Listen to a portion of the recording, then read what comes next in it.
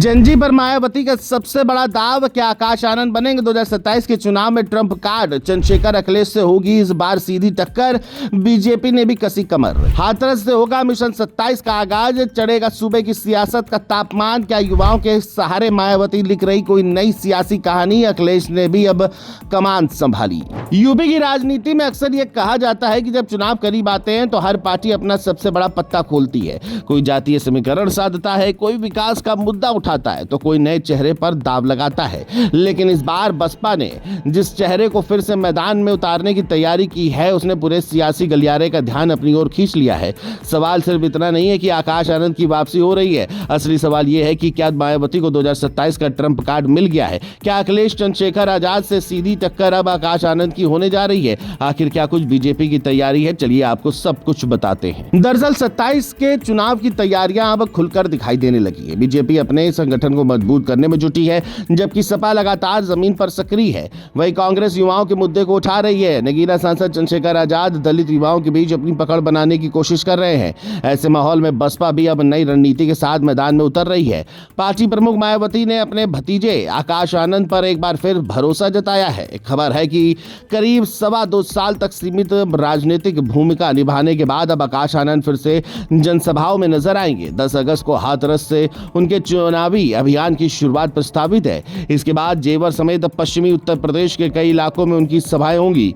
माना जा रहा है कि यही बसपा के मिशन 2027 की औपचारिक शुरुआत भी होगी। पार्टी की कोशिश है कि उम्मीदवारों की घोषणा के साथ साथ संगठन में भी नया उत्साह पैदा किया जाए। दरअसल 2024 के लोकसभा चुनाव में आकाश आनंद ने अपनी तेज भाषण शैली से काफी ज्यादा चर्चा बटोरी थी। युवा कार्यकर्ताओं में उनका अच्छा प्रभाव दिखाई दिया था। हालांकि एक विवादित बयान के बाद उन्हें सक्रिय राजनीति से कुछ समय के लिए पीछे कर दिया गया। अब परिस्थितियां बदल चुकी हैं। मायावती ने उन्हें दोबारा बड़ी जिम्मेदारी देकर साफ संकेत दिया है कि आने वाले चुनाव में वही बसपा का सबसे प्रमुख युवा चेहरा होंगे। यहीं से मुकाबला और दिलचस्प हो जाता है, क्योंकि दलित युवाओं के बीच चंद्रशेखर आजाद लगातार सक्रिय हैं। समाजवादी पार्टी के अध्यक्ष अखिलेश यादव भी युवाओं और छात्रों के मुद्दों को प्रमुखता से उठा रहे हैं।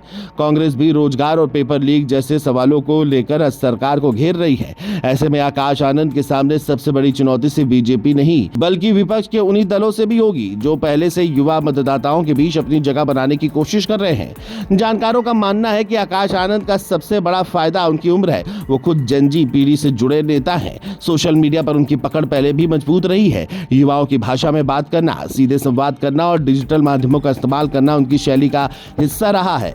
बसपा अब इसी छवि को चुनावी ताकत में बदलना चाहती है, लेकिन रास्ता आसान बिल्कुल नहीं है। 2022 के विधानसभा चुनाव में बसपा सिर्फ एक सीट जीत पाई थी। 2024 के लोकसभा चुनाव में पार्टी का खाता भी नहीं खुला।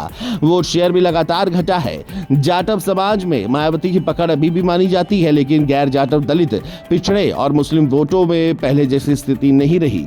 यही वजह है कि 2027 का चुनाव बसपा के लिए सिर्फ सत्ता की लड़ाई नहीं, बल्कि अपने राजनीतिक अस्तित्व की भी परीक्षा माना जा रहा है।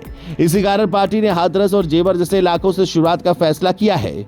यहाँ बड़ा सवाल यह है कि क्या आकाश आनंद वही ऊर्जा दोबारा पैदा कर पाएंगे जो 2024 में दिखाई दी थी? क्या उनके भाषण फिर से कार्यकर्ताओं में जोश भर पाएंगे? क्या मायावती उन्हें पूरी तरह आगे बढ़ाएंगी या फिर सीमित भूमिका में रखेंगी? इन सवालों के जवाब आने वाले महीनों में मिलेंगे, लेकिन इतना जरूर है कि बसपा ने अपने सबसे बड़े युवा चेहरे को फिर से मैदान में उतारकर यह संकेत दे दिया है कि वह 2027 की लड़ाई पूरी ताकत से लड़ना चाहती हैं। अब नजर इस बात पर रहेगी कि क्या जंजी वोटरों तक पहुंचने की यह रणनीति बसपा के लिए संजीवनी साबित होती है, या फिर चंद्रशेखर आजाद, अखिलेश यादव और दूसरे दल पहले से बनाई हुई अपनी बढ़त बनाए रखते हैं।